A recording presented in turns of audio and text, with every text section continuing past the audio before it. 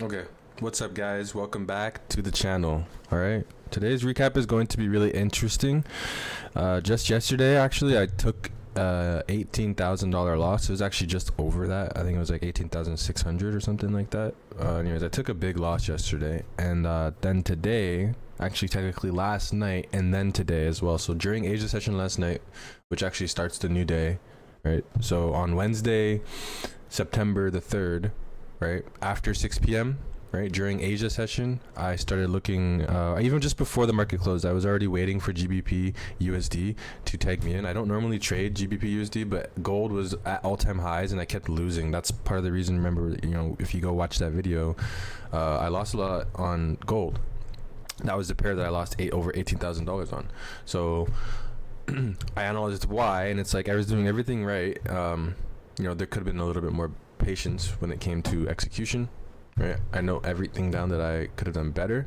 As well, though, it was just at all-time highs, and if you're a trader, you know what happens at all-time highs and how it can get. I'm expecting a nice pullback whenever we break out of a range.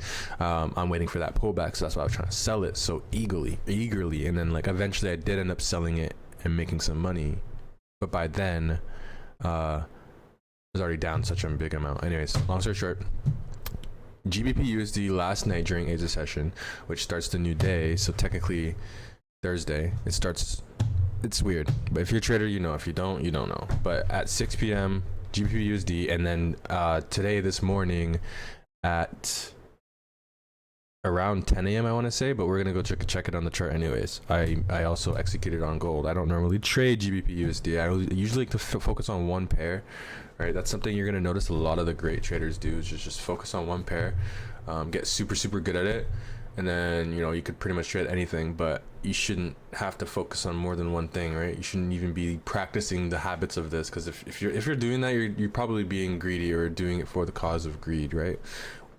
Do things that are only going to benefit you in terms of, like, let's say, oh, I want to take a break. Okay, take a break, but you can still trade.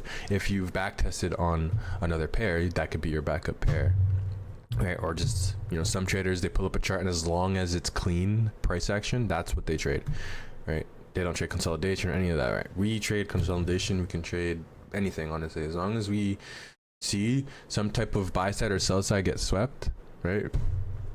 Then we're good. And time is fractal, so that could be on a monthly range, weekly range, daily range, for etc., right? Like, just honestly, if you're already watching my channel and have already subscribed, you're probably already aware of how I trade, right? And if not, I suggest you learn how I trade, not to use it necessarily. I'm not saying it's the strategy that you should be using, right?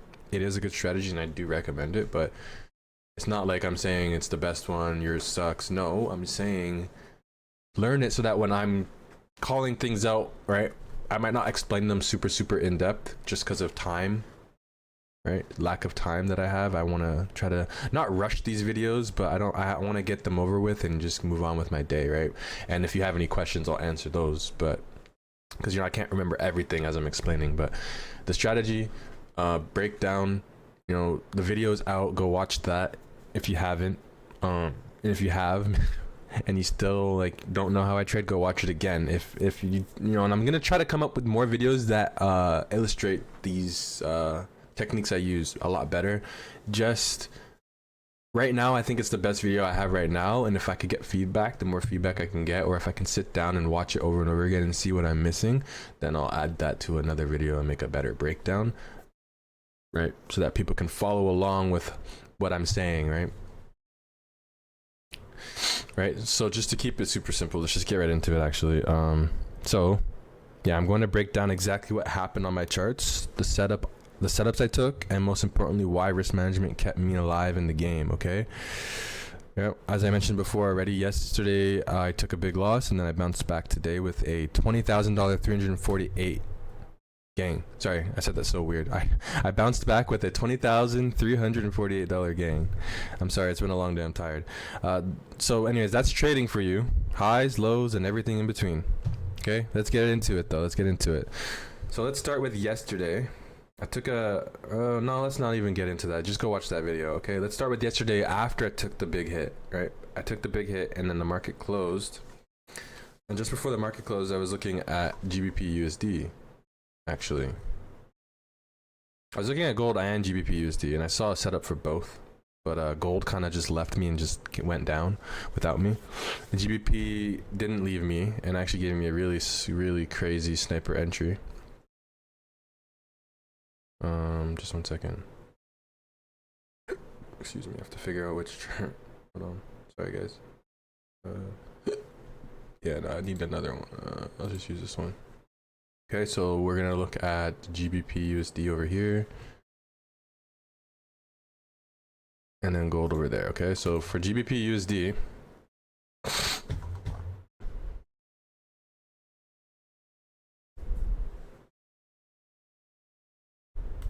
hold on. So sorry. Okay, so for GBP USD, as I was saying, if you just want to just like quickly look at the structure, right, on a daily, you know, you can go top down, whatever you like to do, but you can see like within this range at least, just this range, just quick. You don't have to be like super crazy about it, because I trade in depth more than just the candles, right? So just, you can see there's a high, low, and then we break the high. You can say it's safe to say that's bullish, at least in that price leg, right? And in that time there, even this whole leg up over here, right? And if you zoom out even more, I mean, that's a whole nother story, right? That's bearish, but we only really care about the current range, current price range. We made the new high in the market, and if you go even further in, you can see all of these highs being made. So internally, we're making also higher highs and higher lows, and then we get the market structure shift. I'm not using this to like strongly base my analysis off of, but I do want it to just give me a clearer picture of what's going on. So we can see we broke these lows here. We have the double top here, if you want to call it double top, but you understand that now we're bearish internally. We're still bullish externally, but we're bearish internally, right? And most importantly, with knowing that, right, information, and with knowing that information, this is what you're going to gain from it, right? Hold on, bear with me. Is that this price range, we're bearish, and we're looking for internal liquidity and external liquidity. We're going to mark both of those up. So there's going to be internal liquidity and then external liquidity on both ends. External range liquidity there. Internal range liquidity here. Right? For the sell side, there's sell side liquidity here, and then we have internal liquidity here, right? Off this bullish FEG. And then coming down on the flip side of that, we have this bearish FEG right here. So let's mark that out as well. So we also have internal liquidity sitting here. I'm trying not to make this video super long. So we have internal liquidity sitting here. I'll make it red just so you can know the difference. See the difference, sorry. Style, background, red, cool. Okay, so now we know we have internal liquidity sitting here, external liquidity sitting here, internal here, and then on the other side, on the buy side, we have external liquidity also sitting here. Okay, buy side, sell side. Okay, the buy side, we're waiting for manipulation and then taking it lower. So if anything oops, where is it? Okay, if anything crosses this, all right, and gives us a sweep of these highs, that's when we can start to understand and look for our model, right? Even if it's on a lower time frame. And you don't have to be super like in depth about this. Don't overcomplicate it. Try to make it as simple as possible, honestly. Try to find a way to simplify it, right? We have a bullish FEG, right? We'll take buys off of those. We have a bearish FEG, we'll take sells off of those. The targets are ultimately going to be the external, right? When you come from internal, we'll go to external, right? But these will be the more of an external target that you can really acquire here, right? And now that I'm looking at it, I can see buys on the daily off of here. But anyways, it really takes an eye. You have to train your eye for this, and then it becomes honestly super second language. But you can tell like right away that we're trapped in between two internal liquidity zones. There's the bearish FEG here, and then we already tapped into a bullish FEG. So it's trapped in here, and we can expect to take buys from here and sells from here. Ultimately, the targets are on these ends, but you know, to keep it safe, let's just go for little base hits, right, and secure profits. You don't need to be going for these crazy targets, right? If you want to do that, be my guess, but back test it and understand your edge with that. So there's nothing wrong with it. Just do your own research and gain an edge. Okay. That's the basic way of kind of breaking that down. But let's go into it more in depth now. So I could even erase all of these. I don't really need to know those that badly. I just need to know what we have now.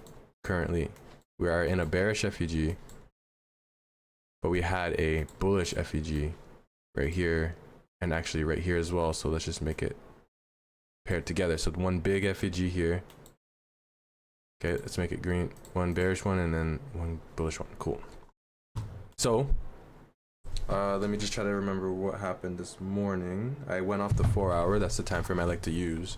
I got cooked using the daily last time. I mean, I can use it, right? Like this would be the range low, and then this would be the range high. And then if I were to drop down to the lower time frame, time frame alignment, right? Using time frame alignment, this would be that candle there, and then I would be waiting for it to come down and tag me into a buy, right? And then buy it back up. But I don't really trade GBP USD, so let's just talk about what happened that made me money when I was taking a break from gold. Okay, so first of all, we were using the 9 a.m. We were using the 9 a.m. range, the 9 a.m. candle. The 9 a.m. 4 hour candle, okay?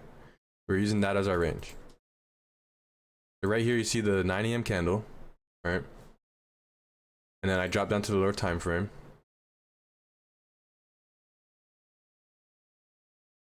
Wait, hold on. Right. On Wednesday. What day was that? That was not Wednesday, so that would have been a buy opportunity. So this is a good example of how my strategy like works a lot actually. So right here, boom. I didn't take this trade, but now that I'm here because I did this by accident, you could just quickly see like boom, we close, and then you would got an entry here. Maybe it didn't tag you in, but maybe with spread it did, depending on your broker. Boom, tags you in, other end of the range, halfway partials, other end, full TP. Cool. I marked it the wrong spot. So that was on what day? Was it Tuesday the 3rd? Okay, my bad. I just picked a random 9 a.m. Hold on. Tuesday.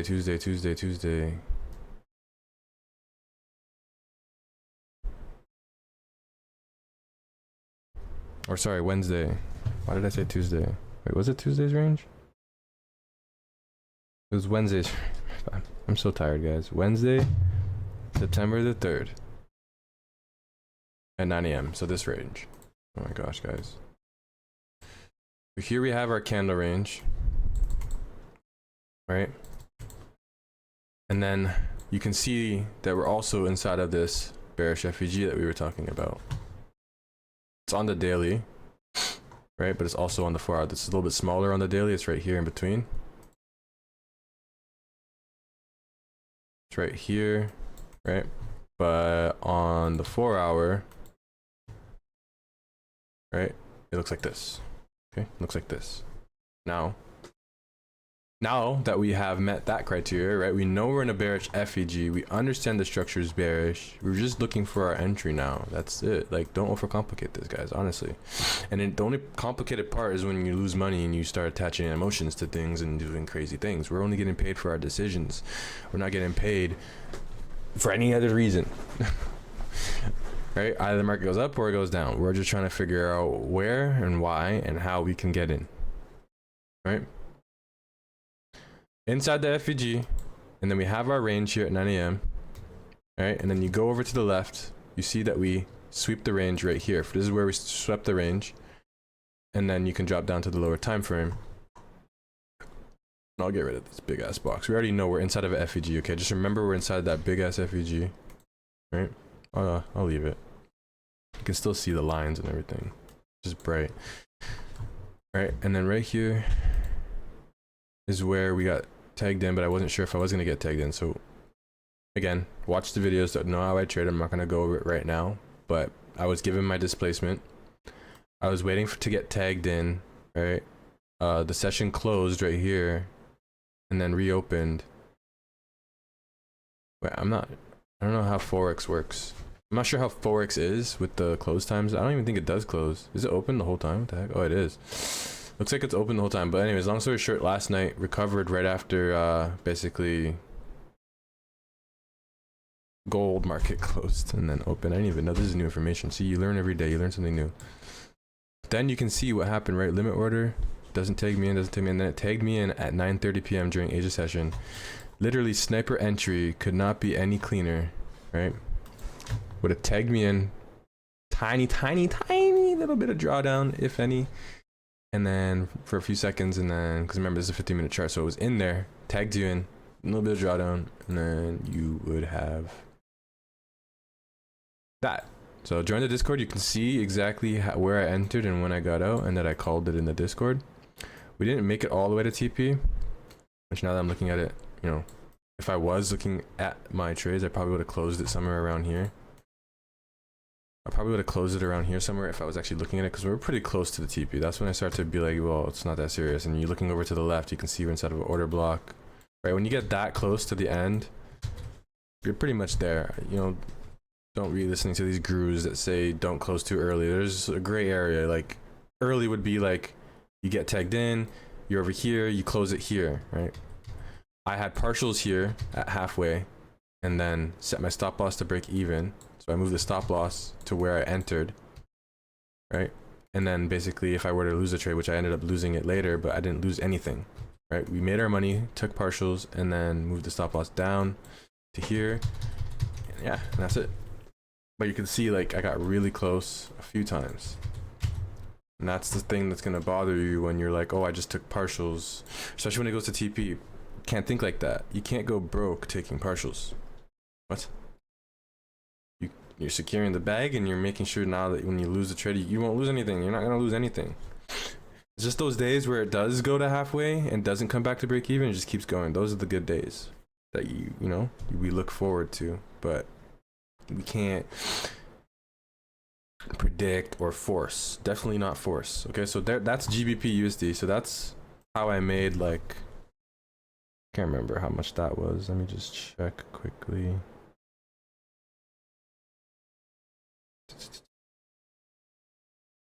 That was $7,130. So if it kept going, I would have made more, but $7,130 from that. And then on gold, I got into sells, but then I lost. Oh, wait. Hold on, there was a buy that I took. The sells I was trying to take, I lost, but the buys. Oh yeah, that was this morning. So last night, on the 1 hour time frame, I had seen this range. Yeah, on the 1 hour time frame. Sorry, I was just trying to find it. Was it here?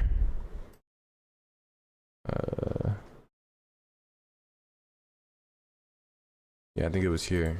So right here, this range low got swept, right? Sell side got swept. We're inside of a key level, right? What is the key level? The key level would be over here, this bullish FEG. We come tap into the key level there. Plus we also have breaker blocks here. We have a order block here. Sorry, not a breaker block, but we have a bullish order block here. Right, price came down, then closed above. That's our order block. So we came into the order block,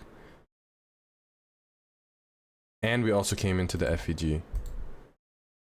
Right, we came into the order block, then we swept the low, came down, grabbed the liquidity down here, internal liquidity here, and ultimately I would say then is the target is up here, if I had to guess. But I mean, all I want is this range, Phil. That's like the easy money, you know? Why not, right? Still go for a 1 to 4. I'm gonna go for a 1 to 4 up to there. Either way, it's the same thing. No matter how many points it is, I'm only gonna be risking X amount, right? And then going for a 1 to 4. That's not gonna change anything. This is how we have to think. We can't think in like money or anything like that. Like, just think of it like this is the move, and can I capitalize on this move? Like even 10, 20 points you can make money off of, as long as you have a strategy around it, knowing how much you're going to make.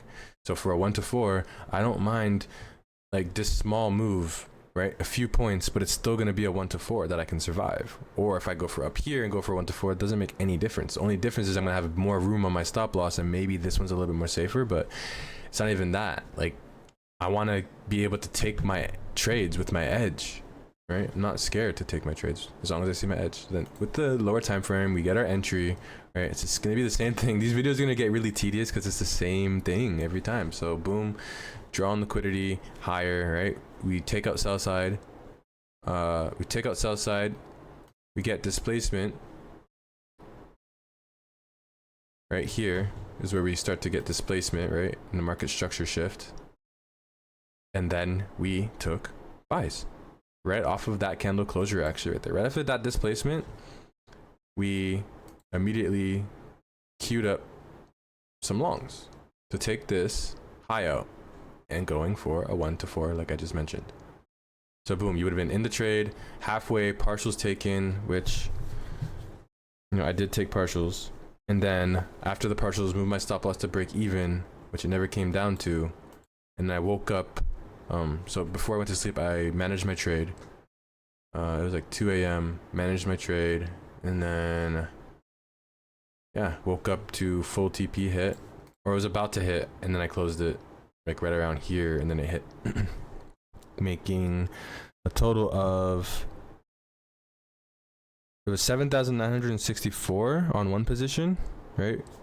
Because I risked 10K, but I put 5K on one position and then let it go to the first TP, which is the halfway. And then I put the other 5K to the other end of the range, right? That's the risk-free runner. So on the risk-free runner, I ended up making $15,433. And then I took losses after. I took a loss later, not losses, sorry. I took a loss later when I tried to sell it later in the day. So if you join the Discord, you'll see that I tried to do that. And then now recently, I am looking to take the second opportunity off of that because of how my strategy works and how I've been doing things so far. And I'm going to keep an eye on it because it's been working. When I get stopped out once, I take another shot at it, but that's it. If I lose again, I'm done. And to the point, honestly, where even if I win again, if I lose and then I win, right, after taking that second shot, I'm done. I'm still done for the day. At that point, by the time that even happens, I'm usually in the next session anyways, and I'm able to take another trade because I reset it every session, not day to day. Right, I go by a session to session basis and setup to setup basis. That's how I like to break it down. So if I setup fails twice in a row, I'm definitely done. But if I lose once in my setup, didn't take the second opportunity for whatever reason, didn't want to continue trading just because I was busy, whatever the case might be, right? That second trade is optional, especially if it, you know, was just a mistake. So you could, you know, when you get really good, you just know when you just made a mistake and when it's like, well, the market did what it did, but you still have conviction in your bias. So we hit that. And then grand total of, so I'm trying to wrap this up, 20,348. Okay, if anyone has any questions, drop it in the comments. We'll look at it and try to make you understand whether we get in a call with you, you know, or just make the videos more tailored to fix that that misunderstanding, right? Whatever the case is, we want to see that so we can improve the channel. Okay, guys? So please give us any feedback at all. It's not going to hurt my heart. I'm a trader. I can take it. Honestly, I can take the shots. So yeah, but honestly, yesterday's loss, risk management is really what saved me, and that's what you guys really have to understand, right?